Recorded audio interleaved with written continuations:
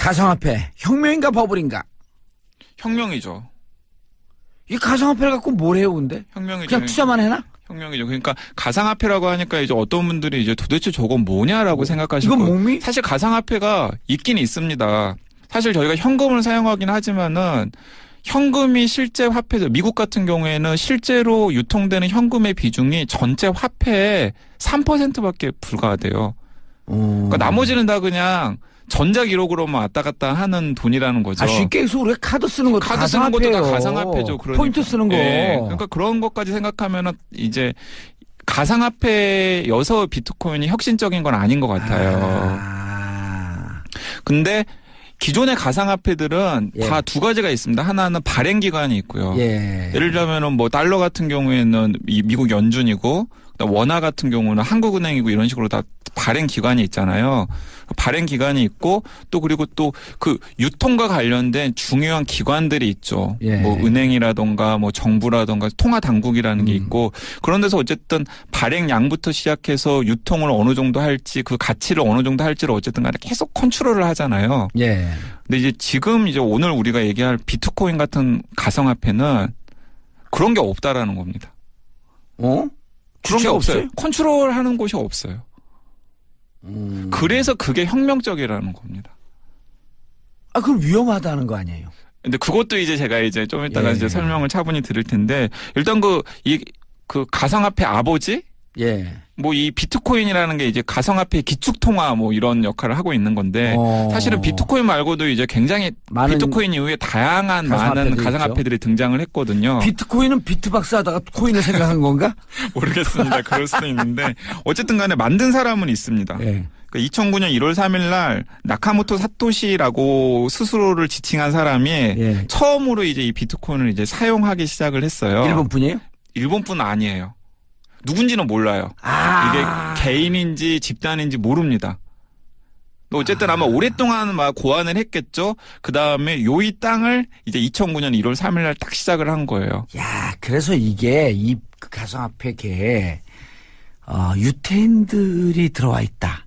그런 소문도 있죠. 그리고 중국의 신흥 부자들이 네네. IT 쪽에 밝은 분들이 뛰어들었다. 그래서 이 나카모토 사토시의 정체를 놓고서 예. 지난 한 몇 년간 굉장히 많은 논란이 있었는데 작년에 이제 호주의 한 보안 암호학자이자 이 보안 컨설턴트가 내가 바로 나카모토 사토시다 라면서 이제 몇 가지 증빙 자료와 함께 이제 자기를 드러냈어요. 예.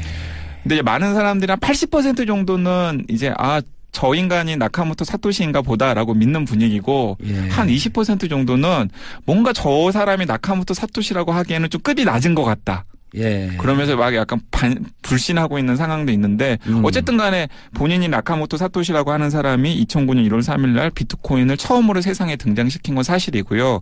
그 나카모토 사토시라는 개인인지 그룹이 비트코인을 설계했고 그 소스까지 다 공개를 했습니다. 그래서 그 비트코인의 설계도를 가지고 비트코인도 유지가 되고 있고 그 이후에 이제 여러 가지 이제 다양한 가상화폐들이 나와서 이제 오늘을 이루고 있는 거죠. 자, 근데 처음에는 이제 비트코인이 지금처럼 지금 막 이렇게 특별히 가상화폐가 뭔지 비트코인이 뭔지 나카모토 사토시가 누군지 모르시는 분들도 비트코인 이름쯤은 한 번쯤 들어봤잖아요. 예. 그리고 1 비트코인이 제가 방금 확인을 해보니까 우리나라 가치로 거래소에서 300만 원에 지금 유통이 되거든요. 예. 근데 처음에 나카모토 사토시가 비트코인을 2009년에 등장시킬 때만 하더라도 한 몇 년간은 쓰는 사람들이 진짜 IT 업계에 몇몇 마니아들밖에 없었어요. 예. 그래서 어떤 전설처럼 내려오는 일화도 있었냐면 날짜까지 정확히 이제 기록이 되어 있는데 2010년 5월 18일 날 이 1만 비트코인을 비트코인을 좀 가지고 있었던 한 IT 관계자가 나 피자 2판 먹고 싶은데 예. 누가 나한테 피자 보내주면 내가 비트코인 줄게. 1만 비트코인 싸줄게. 라고 이제 이제 IT 업자들이 이제 많이 이제 하는 게시판에다가 그 글을 올린 거예요. 예. 그러니까는 그분이 미국 플로리다에 살고 있는 분이었는데 진짜 누가 그분 동네 피자 가게에 전화를 해가지고 피자 2판을 그분 집 주소로 보내준 거예요.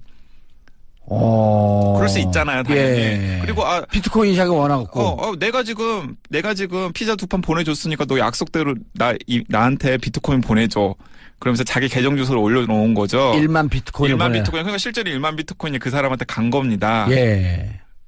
근데 1만 비트코인이 오늘 우리나라 돈으로 300만 원이니까 지금 몇억 원이겠어요. 오, 1,000억, 10억, 100억, 300억. 300억 원. 우와. 피자 두 판에 300억 원. 하나에 150억짜리 피자. 네, 그렇습니다. 인생 피자. 그러니까 만약에 그분이 그 1만 비트코인을 그냥 다른 데 사용하지 않고 예. 고스란히 가지고 있었다면 지금 거의 뭐 300억대 부자가 돼 있었겠죠. 네, 그런 좀 어처구니 없는 일들이 있었던 거고요. 아니, 우리 초등학생, 중학생들 사이에서. 네. 게임머니, 게임 포인트들 갖고 있잖아요. 네. 게임머니라 그러나요? 네, 게임머니. 네. 게임머니인데, 나 오늘 빵 먹고 싶은데 햄버거 먹고 싶은데 햄버거 주면 게임머니 얼마 줄게? 이러고 거래가 돼요. 거래가 된 거죠. 예. 그런 거죠. 근데 이제 게임머니 같은 경우는 이제 게임 회사가 발행을 한 거잖아요. 근데 이제 비트코인 같은 경우는 이제 나카모토 사토시라는 분이 설계를 해서 그 시스템을 만들긴 했지만은 사실은 그것이 굴러가고 있는 것은 아무런 컨트롤하는 기간 없이 굴러가고 있는 겁니다. 그러면 되게 신기하잖아요. 수많은 사람들이 거래를 할 것 아니에요. 그럼 당연히 보안의 위험도 있을 테고 그 거래가 제대로 이루어지는지에 대해서도 궁금하잖아요. 예. 그리고 굉장히 많은 시스템이 필요할 것 아니에요.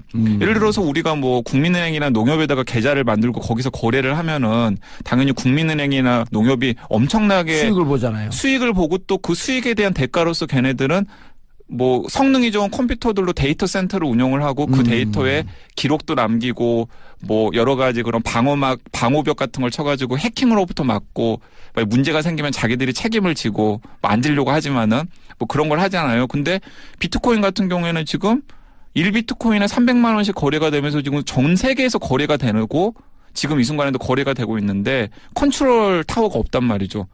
그럼 도대체 어떻게 유지가 될까 하고 많이 궁금하실 거예요. 이 대목이 바로 정말 이 나카모토 사토시가 천재 소리를 듣는 거고 비트코인의 가장 혁신적이고 혁명적인 대목입니다. 이런 건데 비트코인을 얻는 방법을 흔히 채굴이라고 해요. 마이닝. 마이닝이라고 이제 그 업계 사람들이 마이닝을 하는데. 금광이나 탄광 이런 데서 캐내는 거. 군함도에서 석탄 캐냈던. 네, 그걸 이제 IT 용어로 이제 비유해가지고 사용을 하는 건데요. 그러니까 이런 겁니다. 그러니까 하는 건 이런 거예요. 그러니까 굉장히 성능이 좋은 컴퓨터를 앞에다가 놓고 그쪽에서 랜덤하게 제시된 어떤 암호를 푸는 겁니다. 그 컴퓨터로. 시간이 꽤 걸려요. 컴퓨터 용량도 많이 들어가고. 그러면은 어쨌든 간에 뭔가 제시되어 있는 암호를 풀면은 굉장히 어려운 수학 문제라고도 할 수 있는데 그걸 풀면은 그것에 대한 대가로 비트코인이 지급이 되는 거예요. 채굴하는 거. 그걸 채굴하는 거라고 하는 겁니다. 근데 그 문제는 누가 제시해요? 근데 그걸 이제 랜덤하게 제시가 되는데 그리고 채굴량이 늘어날수록 점점 더 그 난이도가 어려워져요. 그게 진짜. 예. 그리고 또 한 문제를 풀었을 때 얻을 수 있는 비트코인의 양도 줄어들고. 근데 이제 제가 왜 갑자기 채굴 얘기를 꺼내냐면은 지금 전 세계에서 예를 들어서 비트코인을 채굴하고 있는 컴퓨터가 10,000대라고 한다면은 바로 그 10,000대 시스템에 비트코인에 오가는 모든 거래 정보 이런 것들이 저장이 된다라는 겁니다. 그러면 그러니까 이런 거죠. 그러니까 나는 정말 이기적인 목적으로 비트코인을 한번 벌어보려고 고용량의 컴퓨터를 만들어가지고 막 뭔가 삽질을 하는 거예요.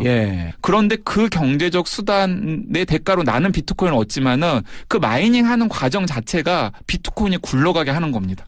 마이닝하는 과정 자체가 바로 비트코인 시스템을 유지하게 하는 일이 된다는 거죠. 관심이 없으면 비트코인이 유지가 안 되는데 관심 있는 사람은 제가 비트코인 해갖고 1,000개를 채굴했대? 100개를 채굴하니까 얼마야 저게 3천만 3억이야? 나도 해야지. 그래서 좋은 시스템, 좋은 컴퓨터를 가지고 해가지고 이제 그런 사람들이 전 세계 10,000명이라 그런다면 그 10,000명들이 막 뭔가 마이닝을 하고 있을 것 아니에요. 그리고 마이닝 하는데 문제 던져지는 게 자기 시스템이 자동적으로 돌아갈 수 있도록 하는. 좋은 컴퓨터가 접근하면 접근할수록 랜덤의 문제는 점점 더 어려운 문제가 자체 생산이 되는 프로그램을 개발을 한 거죠. 그러니까 예를 들어서 NSA 이런 데서 비트코인 시스템을 해킹을 해보려고 막 시도를 한 거예요. 할 수가 없어요. NSA 미국의 국가안보국 같은 데서 비트코인 시스템을 한번 해킹을 해보려고 막 여러 가지 시도를 한 겁니다. 근데 NSA가 가지고 있는 가장 성능이 좋은 슈퍼컴퓨터로도 감당이 안 되는 거예요. 어떻게 된 거야? 왜냐하면 전 세계에 엄청나게 성능이 좋은 컴퓨터를 가지고 있는 10,000명, 20,000명, 30,000명이 마이닝을 막 하고 있기 때문에 그 개미들을 못 이기는 거예요. 이른바 슈퍼컴을 이길 수 있는 작은 컴퓨터 집단이 만들어진 하나의 네트워크인데 이게 인간으로 얘기하면 집단 지성이 맞습니다. 위키피디아가 만들어진 거네. 맞습니다. 그렇게 생각하시면 돼요. 그러니까 이른바 화폐계의 위키피디아. 그러네. 그런 식으로 비유를 하시면 돼요. 브리테니카는 자기의 슈퍼컴퓨터를 갖고 네. 내 정보를 오픈하지 않고 네. 여기 갖고 돈 내고 써라. 근데 네. 위키피디아는 무슨 얘기야? 각자 좋은 정보 갖고 있는 사람들이 전 세계에 다 모여. 네. 이 모여 있는 게 전 세계 어느 슈퍼컴퓨터도 이길 수 있는 최강의 백과사전이 됐듯이 네. 최강의 화폐가 된 거네. 근데 이제 위키피디아는 이제 약간의 그런 공공성이나 선의가 거기에 끼어들잖아요. 네, 여긴 자본성. 근데 여기는 자본성. 나의 이익을 위해서 막 내가 좋은 시스템 컴퓨터를 하고 막 열심히 시간 투자를 하고 막 전기도 엄청나게 많이 먹거든요. 컴퓨터 불이 날 수도 있고. 네, 그런데 그게 바로 그런 것들이 그 네트워크들이 모여가지고 이 시스템이 굴러가게끔 하는 거죠. 자본주의의 극단화된 모습이네. 네. 목표도 없어. 그러니까 이제 또 기가 막힌 게 뭐냐면은 그 참여하고 있는 모든 시스템에 사본이 다 저장이 돼요. 모든 거래 정보에. 그 정보를 갖고 이걸 창조한 창조주. 위키피디아가 아니라 비트코인의 창조주는 그 정보를 갖고 뭘 할까? 무언가 하려고 그런 거 아닐까? 모르겠습니다. 그거. 우주인 아니야? 지구로 침공했던? 이거 근데 한두 사람이 그걸 아무리 개발자라고 하더라도 한두 사람이 그걸 할 수 없는 게 제가 방금 그 네트워크에 참여하고 있는 모든 컴퓨터에 사본이 저장이 된다고 제가 말씀을 드렸잖아요. 예. 그러니까 하나만 고친다고 해도 안 되는 거예요. 안 되는 거예요. 왜냐하면 다른 사본도 너는 다른 99장이랑 다르네? 너 기각. 너 이거 조작된 거야. 가짜야. 하고 빠져버리기 때문에. 자, 그런데 지난 7월 27일 용산 전자상가에서 일부 컴퓨터 판매업자들이 채굴형 PC 막 돌리고 있었어요? 네. 근데 화재 위험이 높아지니까 상가 상호에서 채굴을 금지하소서. 왜냐하면 보통 굉장히 고용량의 그래픽카드가 들어가는데요. 그 고용량의 그래픽카드를 이용해서 채굴 소프트웨어를 돌리는데 그 과정에서 전기가 엄청나게 많이 먹어요. 부하가 엄청나게 많이 걸려요. 과부하가 걸리니까 펑 하고 과부하가. 네, 그렇습니다. 그러니까 지금 채굴업계 큰 손들이 지금 다 어디에 있냐면 중국에 있다고 그래요. 중국 서부 뭐 이런데. 일단 거기에 이제 자기들 나름대로 그런 슈퍼컴을 갖다 놓고 그러니까 성능 좋은 컴퓨터들을 여러 대 갖다 놓고 네. 그래픽카드 고용량의 그래픽카드들을 막 거기다가 꽂아 나온 다음에 자체 발전기를 막 돌려가지고 자체 프로그램을 돌아서 채굴할 수 있도록. 네, 채굴할 수 있도록. 그러면서 마구마구 막 이제 비트코인을 채굴하려고 지금 마이닝을 하고 있다라는 거죠. 우리나라도 그런 팀이 있겠네. 우리나라도 그런 팀이 있죠. 우리나라도 물론 채굴 팀이 있는데 사실은 갈수록 이 채굴 비용이 드러나기 때문에 그러니까 예전에는 비트코인이 그러니까 채굴 비용이 높아지니까 이 비트코인 자체가 너 이거 채굴하는데 드는 게 얼마 들었어? 그러니까 오늘 200만 원 좀 들었는데 네. 하나 채굴하는데 네. 수익 좀 한 30% 보시면 그래서 300만 원이야. 그래서 그 가격이 나오는구나. 네. 근데 예를 들어서 지금은 채굴을 막 했는데 얻을 수 있는 비트코인의 양보다 그 채굴하는 데 들어가는 자원의 양이 훨씬 더 커요. 그래서 제가 확실하게 말씀드리는데 개인이 감당할 수 있는 수준을 이미 넘어섰어요. 예. 그러니까 예를 들어 막 혹해가지고 나도 이렇게 컴퓨터 막 하고 막 무슨 그래픽카드 좀 꽂아가지고 채굴을 한번 해볼까? 그러면 하나 채굴하는데 1,000만 원 들어. 네, 거기에 들어가는 전기세, 뭐 시스템 비용 이런 것들이 훨씬 더 많이 들기 때문에. 근데 비트코인이 아무런 목적 없이 그냥 캐는 거 아니야? 캐면 돈 되니까. 네. 그러니까 이런 거예요. 옛날에 그 무슨 영화에 막 뛰면은 그 뒤에 사람들이 쫓아가고 그 하나의 역사가 되고 하나의 그냥 무슨 기사가 되잖아요. 네, 어디로 가는지 본인도 모르고 네. 뛰는데 그게 뭐였었죠? 그 영화가? 저도 그 영화는 생각이 안 납니다. 예. 근데 사실은 비트코인을 설계했던 분들 자체는 그게 있었긴 해요. 그러니까 목적이 있었긴 합니다. 왜냐하면 지금 뭐 달러나 아니면은 뭐 위안화 같은 거 인플레가 계속 문제잖아요. 예. 중앙정부가 자기 필요에 의해서 돈들을 계속 찍어내니까 그리고 또 화폐 권력을 가지고 있는 사람들이 세계 경제를 쥐락펴락하잖아요. 예. 그러니까 이제 IT 쪽에 있으신 분들이 약간 무정부주의자, 아나키스트 성향을 가지신 분들이 많잖아요. 야, 비트코인 누가 만든지 나 알았다. 중국의 그 경영학자. 네. 화폐 전쟁 쓴 그분.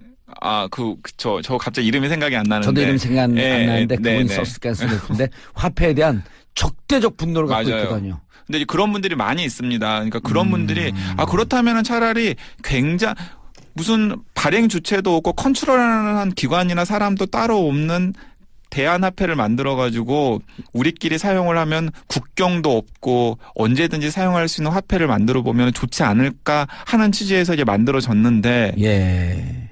이제 지금은 사실은 비트코인이 약간 그런 수단이 되어버린 것 같아요.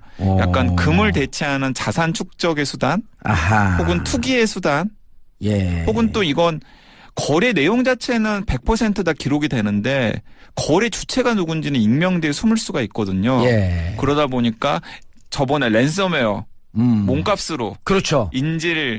그 컴퓨터를 데이터를 인질로 삼은 다음에 몸값을 요구했는데 그 몸값을 뭘로 달라고? 비트코인으로 달라고. 화폐 전쟁 수홍빙. 예, 그런 용도로 막 사용이 될 수 있는 거죠. 오호.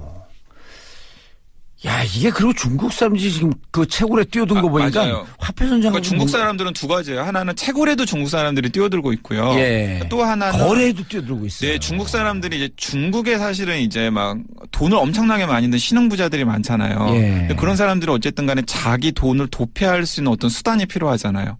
중앙 정부의 눈을 피해서. 예. 그래서 그런 용도로도 또 이 비트코인 같은 가상화폐가 많이 사용되고 있다라는 얘기도 실생활에서 못 쓰잖아요. 실생활에 쓸 수가 있어요, 사실. 아니 제가 네. 정확하진 않은데 네. 뭐 투자하시는 분이 비트코인을 하는 것 같아요. 네네네. 근데 이분이 연결되어 있는 세계 네트워킹에 서로 누군지 몰라. 네. 이 비트코인으로 동남아시아 세계 휴양지 이 빌라를 다 사버린 거예요. 그러니까 비트코인으로 돈도 벌면서 이게 멤버십으로 돼갖고 세계 모든 휴양지를 갈 때 50%로 싼 비용으로 가고 항공 이용할 때도 싸게 이용하고 그래서 무슨 논리냐 그러니까 아니 우리 여기 투자한 사람들은 이 멤버십을 갖고 그렇게 어딘가에서 싼 값으로 비행기가 퍼스트 클래스가 이코노미 클래스 가격으로 오고 네네. 그럼 되는 거예요. 네. 그러니까 비트코인을 갖고 있는 사람들이 하드웨어를 다 사버린 거야. 근데 이게 다 중국인이 되는 거예요. 느낌이 오죠. 그러니까 중국 사람들이 비트코인 업계 혹은 가상화폐 업계에 큰 손인 건 사실입니다. 근데 이분들이 그 다음 단계로 비트코인이 허공에 있는 거니까 어느 날 갑자기 사라질지 모른다고 하면서 오프라인하고 연결을 시켜버린 거예요. 그럴 수 있겠군요. 그러다 보니 이 보험업계 큰 손이가 마구 파고 들어가 봤어요. 제가 이 얘기를 들은 지가 1년 넘었거든요. 네네네. 근데 휴양지도 갖고 있고 호텔도 갖고 있고 호텔도 싼 가격 항공사까지도 싼 가격. 근데 어쨌든 전 세계에 지금 돈 좀 있으신 큰 손들이 되게 비트코인을 일종의 자산 축적 수단으로 자금 도피. 네, 혹은 자금 도피 수단으로 삼고 있는 건 사실인 것 같고요. 최순실이 들어가 있지 않을까? 그건 잘 모르겠습니다. 최순실의 머리로 비트코인을 할까? 비트박스는 몰라도. 근데 그것과는 별개로 비트코인의 역사가 굉장히 오래되었기 때문에 비트코인 올 초에 비트코인 가격이 좀 출렁인 적이 있었는데요. 오른 적이 있었는데 그건 일본 정부가 비트코인을 일종의 결제 수단으로 삼겠다. 라고 얘기를 하면서 비트코인 가격이 또 가파르게 상승한 적이 있었어요. 이런 것처럼 호텔 체인이라던가 아니면은 뭐 쇼핑 업계 체인이라던가 이런 데서 비트코인을 결제 수단으로 삼겠다라고 발표한 곳들은 꽤 됩니다. 그러니까 전 세계 네트워킹이 되어 있는 제가 아까 얘기했던 휴양지 시설, 호텔, 여행사 이런 게 그 연결이 되네. 근데 여기서 이제 문제가 되는 게 뭐냐면 개인 입장에서는 비트코인으로 호텔비를 결제하기가 참 망설여져요. 왜냐면 예를 들어서 올라가니까. 예를 들어 1박에 뭐 예를 들어서 30만 원, 50만 원이어가지고 뭐 고급 호텔에 결제를 하려고 하는데 비트코인을 딱 내려고 하는데 이게 내일 60만 원이 될지 70만 원이 될지 모르잖아요. 지금 그러니까 상황에서는. 그 피자 2판 배달해주고 만 비트코인을 받았어요. 그 사람이 이거 조금 있으면은 이게 그러면은 한 100불 받고 팔을까? 예. 그때 팔았을 수가 있지. 네. 그런데 지금 300억이 300억 원. 그러니까 이제 지금의 비트코인은 애초에 설계했던 사람들의 기대와는 다른 용도로 지금 사용이 되어버리는 거죠. 전문가들은 관심 갖지 마라 위험하다.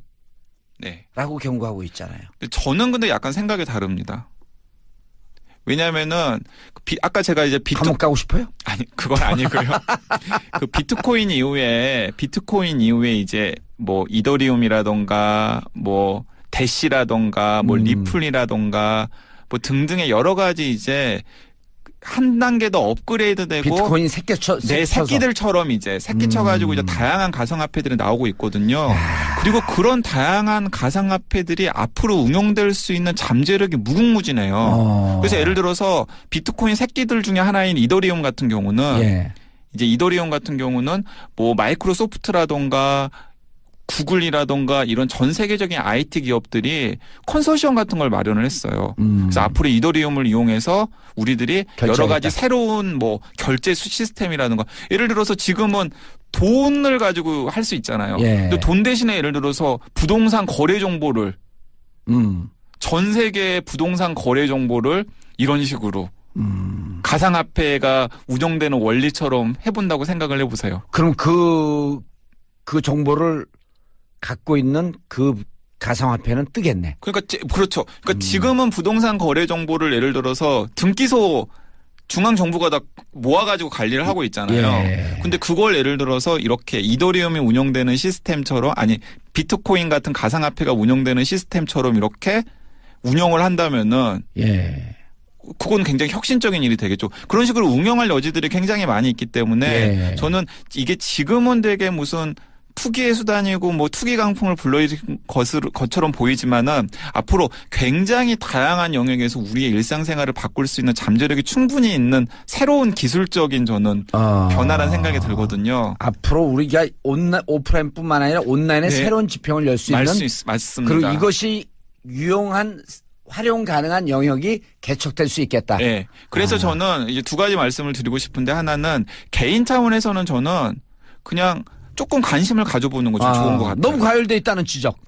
네. 과열돼 있어요. 과열돼 있어요. 그러니까 예를 들어서 내가 돈이 있는데 이걸로 비트코인에 들어갈까요? 하고 저한테 물어본다면 저는 들어가지 마세요라고 말리고 싶습니다. 예. 막 예를 들어 빚을 내 가지고 막 오를 것 같으니까 들어가도 되나요? 그럼 저는 들어가지 마시라. 그리고 정부 차원에서는 이게 지금 굉장히 투기적으로 사용되고 이러고 있기 때문에 악용 가능성. 그렇죠. 아까 말씀드렸지만 뭐 지하 경제를 지탱하는 수단으로도 사용할 수 있고 자기 돈 불법 부정한 자금 빼돌리는 수단으로 빼돌리는 수단으로도 사용할 수 있죠. 그래서 이제 정부 차원에서 이걸 규제를 해야 되나 말아야 되나 이런 식의 이슈들이 분명히 있고 그런 걸 이제 정치인들이 고민을 해야 되는 거죠. 그렇죠. 이 비트코인을 규제할 것이냐 말 것이냐 이 새로운 투기 수단, 새로운 사행심을 조장하는 수단, 이거 돈 빼돌리는 수단 이걸 어떻게 할 것인가. 저는 근데 여의도에서 고민해라. 저는 근데 거기서 이제 아까도 제가 이제 약간 강조를 했던 게 이건 무조건 투기 수단으로만 보지 말고 새로운 어쨌든 가능성이나 지평을 열 수 있는 기술 혁신이기 때문에 그런 측면도 고려해가지고 여러 가지 자정작용 같은 것들이 가능하도록 푸시를 하는 게 좋지 않을까. 데이터를 인질로 삼은 다음에 몸값을 요구했는데 그 몸값을 뭘로 달라고? 비트코인으로 달라고. 화폐 전쟁 수홍빙. 그런 용도로 막 사용이 될 수 있는 거죠. 오호. 야, 이게 그리고 중국 사람들이 지금 그 채굴에 뛰어든 거 보니까 맞아요. 화폐 전쟁. 그러니까 중국 사람들은 두 가지예요. 하나는 채굴에도 중국 사람들이 뛰어들고 있고요. 또 하나는 거래에도 뛰어들고 있어요. 네, 중국 사람들이 이제 중국에 사실은 이제 막 돈을 엄청나게 많이 든 신흥부자들이 많잖아요. 근데 그런 사람들은 어쨌든 간에 자기 돈을 도피할 수 있는 어떤 수단이 필요하잖아요. 중앙 정부의 눈을 피해서. 그래서 그런 용도로도 또 이 비트코인 같은 가상화폐가 많이 사용되고 있다라는 얘기도 실생활에서 못 쓰잖아요. 실생활에 쓸 수가 있어요, 사실. 아니 제가 정확하진 않은데 모 투자하시는 분이 비트코인을 하는 것 같아요. 근데 이분이 연결되어 있는 세계 네트워킹에 서로 누군지 몰라. 이 비트코인으로 동남아시아 세계 휴양지 빌라를 다 사버린 거예요. 그러니까 비트코인으로 돈도 벌면서 이게 멤버십으로 돼갖고 세계 모든 휴양지를 갈 때 50%로 싼 비용으로 가고 항공 이용할 때도 싸게 이용하고 그래서 무슨 논리냐 그러니까 아니 우리 여기 투자한 사람들은 이 멤버십을 갖고 그렇게 어딘가에서 싼 값으로 비행기가 퍼스트 클래스가 이코노미 클래스 가격으로 오고 그럼 되는 거예요. 그러니까 비트코인을 갖고 있는 사람들이 하드웨어를 다 사버린 거야. 근데 이게 다 중국인이 되는 거예요. 느낌이 오죠. 그러니까 중국 사람들이 비트코인 업계 혹은 가상화폐 업계에 큰 손인 건 사실입니다. 근데 이분들이 그 다음 단계로 비트코인이 허공에 있는 거니까 어느 날 갑자기 사라질지 모른다고 하면서 오프라인하고 연결을 시켜버린 거예요. 그럴 수 있겠군요. 그러다 보니 보험업계 큰 손이가 마구 파고 들어가 봤어요. 제가 이 얘기를 들은 지 1년 넘었거든요. 네네네. 근데 휴양지도 갖고 있고 호텔도 갖고 있고 호텔도 싼 가격, 항공사까지도 싼 가격. 근데 어쨌든 전 세계에 지금 돈 좀 있으신 큰 손들이 되게 비트코인을 일종의 자산 축적 수단으로 자금 도피. 예, 혹은 자금 도피 수단으로 삼고 있는 건 사실인 것 같고요. 최순실이 들어가 있지 않을까? 그건 잘 모르겠습니다. 최순실의 머리로 비트코인을 할까? 비트박스는 몰라도. 근데 그것과는 별개로 비트코인의 역사가 굉장히 오래되었기 때문에 비트코인 올 초에 비트코인 가격이 좀 출렁인 적이 있었는데요. 오른 적이 있었는데 그건 일본 정부가 비트코인을 일종의 결제 수단으로 삼겠다. 라고 얘기를 하면서 비트코인 가격이 또 가파르게 상승한 적이 있었어요. 이런 것처럼 호텔 체인이라던가 아니면은 뭐 쇼핑 업계 체인이라던가 이런 데서 비트코인을 결제 수단으로 삼겠다라고 발표한 곳들은 꽤 됩니다. 그러니까 전 세계 네트워킹이 되어 있는 제가 아까 얘기했던 휴양지 시설, 호텔, 여행사 이런 게 그 연결이 되네. 근데 여기서 이제 문제가 되는 게 뭐냐면 개인 입장에서는 비트코인으로 호텔비를 결제하기가 참 망설여져요. 왜냐면 예를 들어서 올라가니까. 예를 들어 1박에 뭐 예를 들어서 30만 원, 50만 원이어가지고 뭐 고급 호텔에 결제를 하려고 하는데 비트코인을 딱 내려고 하는데 이게 내일 60만 원이 될지 70만 원이 될지 모르잖아요. 지금 그러니까 상황에서는. 그 피자 2판 배달해주고 만 비트코인을 받았어요. 그 사람이 이거 조금 있으면은 내가 이게 그러면은 한 100불 받고 팔을까? 예. 그때 팔았을 수가 있지. 네.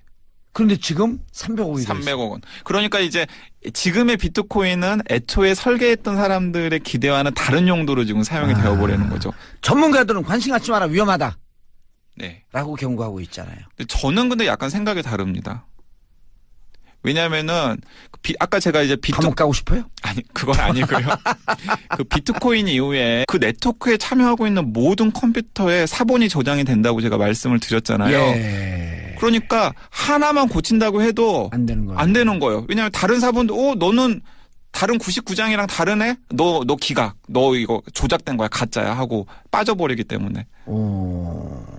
자, 그런데 지난 7월 27일 용산 전자상가에서 일부 컴퓨터 판매업자들이 채굴형 PC 막 돌리고 있었어요? 네. 근데 화재 위험이 높아지니까 상가 상호에서 채굴을 금지하소서. 왜냐하면 보통 굉장히 고용량의 그래픽 카드가 들어가는데요.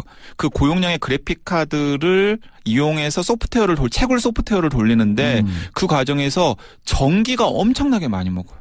부하가 엄청나게 많이 걸려요. 과부하가 걸리니까 펑 하고 과부하가. 네, 그렇습니다. 그러니까 지금 채굴업계 큰 손들이 지금 다 어디에 있냐면 중국에 있다고 그래요. 중국 서부 뭐 이런데. 일단 거기에 이제 자기들 나름대로 그런 슈퍼컴을 갖다 놓고 그러니까 성능 좋은 컴퓨터들을 여러 대 갖다 놓고 그래픽 카드 고용량의 그래픽 카드들을 막 거기다가 꽂아 놓은 다음에 자체 발전기를 막 돌려가지고 자체 프로그램을 돌아서 채굴할 수 있도록. 네, 채굴할 수 있도록. 그러면서 마구마구 막 이제 비트코인을 채굴하려고 지금 마이닝을 하고 있다라는 거죠. 우리나라도 그런 팀이 있겠네. 우리나라도 그런 팀이 있죠. 우리나라도 물론 채굴 팀이 있는데 사실은 갈수록 이 채굴 비용이 드러나기 때문에 그러니까 예전에는 비트코인이 그러니까 채굴 비용이 높아지니까 이 비트코인 자체가 너 이거 채굴하는데 드는 게 얼마 들었어? 그러니까 오늘 200만 원 좀 들었는데 하나 채굴하는데 수익 좀 한 30% 보시면 그래서 300만 원이야. 그래서 그 가격이 나오는구나. 네. 근데 예를 들어서 지금은 채굴을 막 했는데 얻을 수 있는 비트코인의 양보다 그 채굴하는 데 들어가는 자원의 양이 훨씬 더 커요. 그래서 제가 확실하게 말씀드리는데 개인이 감당할 수 있는 수준을 이미 넘어섰어요. 그러니까 예를 들어 막 혹해가지고 나도 이렇게 컴퓨터 막 하고 막 무슨 그래픽 카드 좀 꽂아가지고 채굴을 한번 해볼까? 그러면 하나 채굴하는데 1,000만 원 들어. 네, 거기에 들어가는 전기세, 뭐 시스템 비용 이런 것들이 훨씬 더 많이 들기 때문에. 근데 비트코인이 아무런 목적 없이 그냥 캐는 거 아니야? 캐면 돈 되니까. 네. 그러니까 이런 거예요. 옛날에 그 무슨 영화에 막 뛰면은 그 뒤에 사람들이 쫓아가고 그 하나의 역사가 되고 하나의 그냥 무슨 기사가 되잖아요. 어디로 가는지 본인도 모르고 뛰는데 그게 뭐였었죠? 그 영화가? 저도 그 영화는 생각이 안 납니다. 근데 사실은 비트코인을 설계했던 분들 자체는 그게 있었긴 해요. 그러니까 목적이 있었긴 합니다. 왜냐하면 지금 뭐 달러나 아니면은 뭐 위안화 같은 거 인플레가 계속 문제잖아요. 중앙정부가 자기 필요에 의해서 돈들을 계속 찍어내니까 그리고 또 화폐 권력을 가지고 있는 사람들이 세계 경제를 쥐락펴락하잖아요. 그러니까 이제 IT 쪽에 있으신 분들이 약간 무정부주의, 아나키스트 성향을 가지신 분들이 많잖아요. 야, 비트코인 누가 만드는지 나 알았다. 중국의 그 경영학자. 네. 화폐 전쟁 쓴 그분. 저 갑자기 이름이 생각이 안 나는데. 저도 이름 생각 안 나는데 그분이 네. 썼을 가능성이 높은데 화폐에 대한 적대적 분노를 갖고 맞아요. 있거든요. 근데 그런 분들이 많이 있습니다. 그러니까 그런 분들이 그렇다면은 차라리 무슨 발행 주체도 없고 컨트롤하는 기관이나 사람도 따로 없는 대안화폐를 만들어가지고 우리끼리 사용을 하면 국경도 없고 언제든지 사용할 수 있는 화폐를 만들어 보면 좋지 않을까 하는 취지에서 이제 만들어졌는데 예. 지금은 사실은 비트코인이 약간 그런 수단이 되어버린 것 같아요. 약간 금을 대체하는 자산 축적의 수단, 아하. 혹은 투기의 수단, 예. 혹은 또 이건 거래 내용 자체는 100% 다 기록이 되는데 거래 주체가 누군지는 익명되어 숨을 수가 있거든요. 예. 그러다 보니까 저번에 랜섬웨어 몸값으로 그렇죠. 인질 그 컨원에 지금 유통이 되거든요. 예. 근데 처음에 나카모토 사토시가 비트코인을 2009년에 등장시킬 때만 하더라도 한 몇 년간은 쓰는 사람들이 진짜 IT 업계에 몇몇 마니아들밖에 없었어요. 예. 그래서 어떤 전설처럼 내려오는 일화도 있었냐면 날짜까지 정확히 이제 기록이 되어 있는데 2010년 5월 18일 날 이 1만 비트코인을 좀 가지고 있었던 한 IT 관계자가 나 피자 2판 먹고 싶은데 예. 누가 나한테 피자 보내주면 내가 비트코인 줄게. 1만 비트코인 싸줄게. 라고 이제 이제 IT 업자들이 이제 많이 이제 하는 게시판에다가 그 글을 올린 거예요. 예. 그러니까는 그분이 미국 플로리다에 살고 있는 분이었는데 진짜 누가 그분 동네 피자 가게에 전화를 해가지고 피자 2판을 그분 집 주소로 보내준 거예요. 그럴 수 있잖아요, 당연히. 예. 그리고 비트코인 시장이 워낙 없고. 내가 지금 피자 2판 보내줬으니까 너 약속대로 나한테 비트코인 보내줘. 그러면서 자기 계정 주소를 올려놓은 거죠. 1만 비트코인. 1만 비트코인. 그러니까 실제로 1만 비트코인이 그 사람한테 간 겁니다. 예. 근데 1만 비트코인이 오늘 우리나라 돈으로 300만 원이니까 지금 몇억 원이겠어요. 1000억, 10억, 100억, 300억. 300억 원. 우와. 피자 2판에 300억 원. 하나에 150억짜리 피자. 네, 그렇습니다. 인생 피자. 그러니까 만약에 그분이 그 1만 비트코인을 진짜 다른 데 사용하지 않고 고스란히 가지고 있었다면 지금 거의 뭐 300억대 부자가 돼 있었겠죠. 네, 그런 어처구니 없는 일들이 있었던 거고요. 아니, 우리 초등학생, 중학생들 사이에서 네. 게임 포인트들 갖고 있잖아요. 게임머니라 그러나요? 네, 게임머니. 게임머니인데, 나 오늘 빵 먹고 싶은데 햄버거 먹고 싶은데 햄버거 주면 게임머니 얼마 줄게 이러고 거래가 된 거죠. 예. 그런 거죠. 근데 이제 게임머니 같은 경우는 이제 게임 회사가 발행을 한 거잖아요. 근데 이제 비트코인 같은 경우는 이제 나카모토 사토시라는 분이 설계를 해서 그 시스템을 만들긴 했지만은 사실은 그것이 굴러가고 있는 것은 아무런 컨트롤하는 기간 없이 굴러가고 있는 겁니다. 그러면 되게 신기하잖아요. 수많은 사람들이 거래를 할 것 아니에요. 그럼 당연히 보안의 위험도 있을 테고 그 거래가 제대로 이루어지는지에 대해서도 궁금하잖아요. 예. 그리고 굉장히 많은 시스템이 필요할 것 아니에요.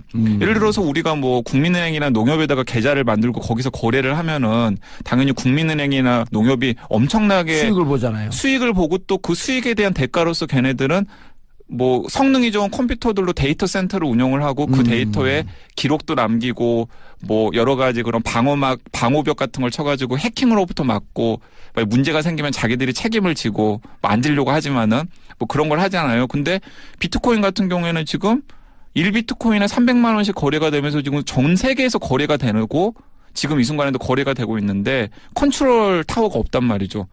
그럼 도대체 어떻게 유지가 될까 하고 많이 궁금하실 거예요. 이 대목이 바로 정말 이 나카모토 사토시가 천재 소리를 듣는 거고 비트코인의 가장 혁신적이고 혁명적인 대목입니다. 이런 건데 비트코인을 얻는 방법을 흔히 채굴이라고 해요.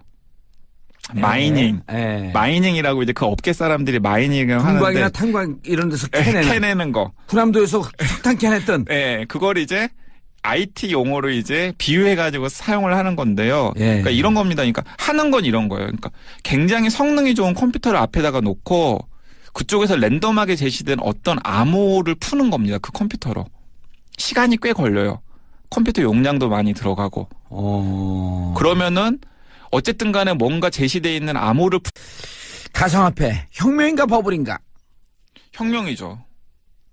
이 가상화폐를 갖고 뭘 해요, 근데? 혁명이죠. 그냥 투자만 해나? 혁명이죠. 그러니까 가상화폐라고 하니까 이제 어떤 분들이 이제 도대체 저건 뭐냐라고 생각하시고. 이건 몸이? 사실 가상화폐가 있긴 있습니다.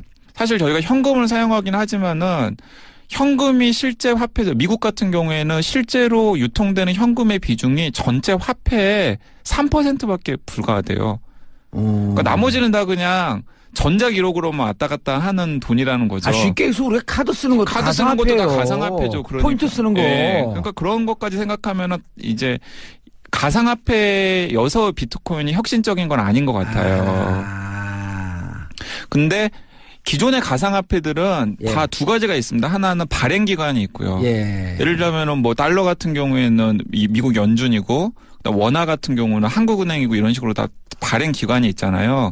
발행 기간이 있고 또 그리고 또 그 유통과 관련된 중요한 기관들이 있죠. 뭐 은행이라던가 뭐 정부라던가 통화 당국이라는 게 있고 그런 데서 어쨌든 발행량부터 시작해서 유통을 어느 정도 할지 그 가치를 어느 정도 할지를 어쨌든 간에 계속 컨트롤을 하잖아요. 근데 이제 지금 이제 오늘 우리가 얘기할 비트코인 같은 가상화폐는 그런 게 없다라는 겁니다.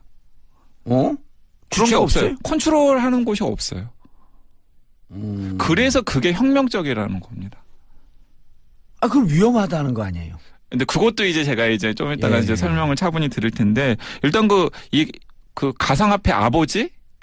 뭐 이 비트코인이라는 게 이제 가상화폐 기축통화 뭐 이런 역할을 하고 있는 건데 사실은 비트코인 말고도 이제 굉장히 비트코인 이후에 다양한 많은 가상화폐들이 등장을 했거든요. 비트코인은 비트박스 하다가 코인을 생각한 건가? 모르겠습니다. 그럴 수도 있는데 어쨌든 간에 만든 사람은 있습니다. 그러니까 2009년 1월 3일 날 나카모토 사토시라고 스스로를 지칭한 사람이 처음으로 이제 이 비트코인을 이제 사용하기 시작을 했어요. 일본 분이에요? 일본 분 아니에요. 누군지는 몰라요. 이게 개인인지 집단인지 모릅니다. 어쨌든 아마 오랫동안 막 고안을 했겠죠. 그 다음에 이 땅을 이제 2009년 1월 3일 날 딱 시작을 한 거예요. 그래서 이게 이 가상화폐계에 유태인들이 들어와 있다. 그런 소문도 있죠. 그리고 중국의 신흥 부자들이 IT 쪽에 밝은 분들이 뛰어들었다. 그래서 이 나카모토 사토시의 정체를 놓고서 지난 한 몇 년간 굉장히 많은 논란이 있었는데 작년에 이제 호주의 한 보안 암호학자이자 이 보안 컨설턴트가 내가 바로 나카모토 사토시다 라면서 이제 몇 가지 증빙 자료와 함께 이제 자기를 드러냈어요. 근데 이제 많은 사람들이 한 80% 정도는 이제 저 인간이 나카모토 사토시인가 보다라고 믿는 분위기고 한 20% 정도는 뭔가 저 사람이 나카모토 사토시라고 하기에는 좀 급이 낮은 것 같다.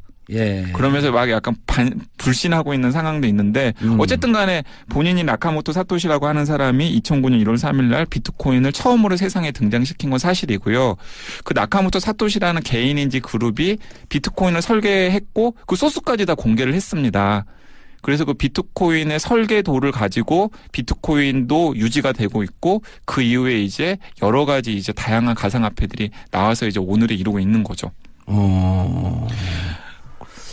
자, 근데 처음에는 이제 비트코인이 지금처럼 이렇게 지금 막 이렇게 특별히 가상화폐가 뭔지 비트코인이 뭔지 나카모토 사토시가 누군지 모르시는 분들도 비트코인 이름쯤을 한 번쯤 들어봤잖아요. 그리고 이제 1 비트코인이 제가 방금 확인을 해보니까 우리나라 가치로 거래소에서 300만 풀면은 굉장히 어려운 수학 문제라고도 할 수 있는데 그걸 풀면은 그것에 대한 대가로 비트코인이 지급이 되는 거예요. 채굴하는 거. 그걸 채굴하는 거라고 하는 겁니다. 근데 그 문제는 누가 제시해요? 근데 그걸 이제 랜덤하게 제시가 되는데 그리고 채굴량이 늘어날수록 점점 더 그 난이도가 어려워져요. 그러겠죠. 그리고 또 한 문제를 풀었을 때 얻을 수 있는 비트코인의 양도 줄어들고. 근데 이제 제가 왜 갑자기 채굴 얘기를 꺼내냐면은 지금 전 세계에서 예를 들어서 비트코인을 채굴하고 있는 컴퓨터가 10,000대라고 한다면은 바로 그 10,000대의 시스템에 비트코인에 오가는 모든 거래 정보 이런 것들이 조장이 된다라는 겁니다. 그러니까 이런 거죠. 그러니까 나는 정말 이기적인 목적으로 비트코인을 한번 벌어보려고 고용량의 컴퓨터를 만들어가지고 막 뭔가 삽질을 하는 거예요. 그런데 그 경제적 수단의 대가로 나는 비트코인을 얻지만은 그 마이닝하는 과정 자체가 비트코인이 굴러가게 하는 겁니다. 마이닝하는 과정 자체가. 마이닝하는 과정 자체가 바로 비트코인 시스템을 유지하게 하는 일이 된다는 거죠. 아, 관심이 없으면 비트코인이 유지가 안 되는데 네. 관심 있는 사람은 제가 비트코인 해갖고 1000개를 채굴했대? 100개를 채굴하니까 얼마야 저게 3억이야?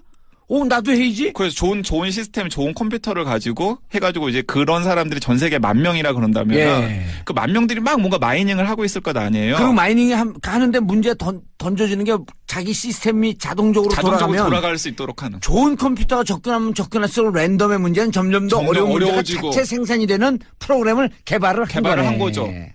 그러니까 예를 들어서 NSA 이런 데서 비트코인 시스템을 해킹을 해보려고 막 시도를 한 거예요. 할 수가 없어요. NSA 미국의 국가안보국 같은 데서 비트코인 시스템을 한번 해킹을 해보려고 막 여러 가지 시도를 한 겁니다.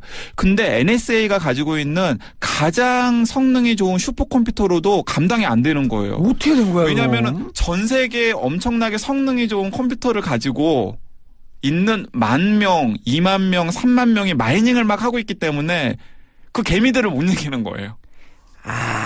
이른바 슈퍼컴을 이길 수 있는 작은 컴퓨터 집단이 만들어진 하나의 네트워크인데 이게 인간으로 얘기하면 집단 지성이 맞습니다. 위키피디아가 만들어진 거네. 맞습니다. 그렇게 생각하시면 돼요. 그러니까 이런 화폐계의 위키피디아. 그런 식으로 비유를 하시면 돼요. 브리테니카는 자기의 슈퍼컴퓨터를 갖고 내 정보를 오픈하지 않고 여기 갖고 돈 내고 써라. 근데 위키피디아는 무슨 얘기야? 각자 좋은 정보 갖고 있는 사람들이 전 세계에 다 모여. 이 모여 있는 게 전 세계 어느 슈퍼컴퓨터도 이길 수 있는 최강의 백과사전이 됐듯이 최강의 화폐가 된 거네. 근데 이제 위키피디아는 이제 약간의 그런 공공성이나 선의가 거기에 끼어들잖아요. 여긴 자본성. 근데 여기는 자본성. 나의 이익을 위해서 막 내가 좋은 시스템 컴퓨터를 하고 막 열심히 시간 투자를 하고 막 전기도 엄청나게 많이 먹거든요. 컴퓨터 불이 날 수도 있고. 그런데 그게 바로 그런 것들이 그 네트워크들이 모여가지고 이 시스템이 굴러가게끔 하는 거죠. 자본주의의 극단화된 모습이네. 목표도 없어. 그러니까 이제 또 기가 막힌 게 뭐냐면은 그 참여하고 있는 모든 시스템에 사본이 다 저장이 돼요. 모든 거래 정보에. 그 정보를 갖고 이걸 창조한 창조주. 위키피디아가 아니고 비트코인의 창조주는 그 정보를 갖고 뭘 할까? 무언가 하려고 그런 거 아닐까? 모르겠습니다. 우주인 아니야? 지구로 침공했던? 근데 한두 사람이 그걸 아무리 개발자라고 하더라도 한두 사람이 그걸 할 수 없는 게 제가 방금